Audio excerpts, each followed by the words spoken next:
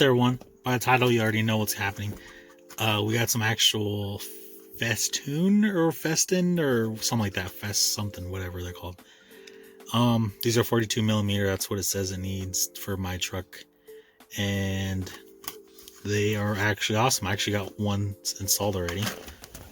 So there's a stock one that looks like it's a little like dim, and that's the actual light. It's super bright.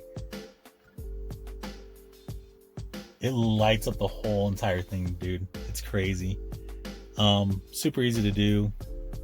I will show you here in a second. So you just literally get a little flathead screwdriver and pop it off just right here in the corner. You can kind of see that little indent right there. It fell off. Anyways, that's how you put it in there. Take another one off, and already took that one off. And just pull the other one out and put the other one in. That's it.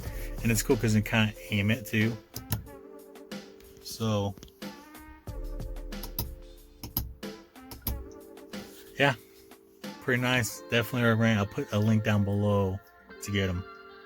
And I have to buy another one because I wanted to try them out and make sure they actually fit. So now I actually have to order another one. They're not that bad priced either. So yeah, compared to the other ones, lame and ugly and awesome.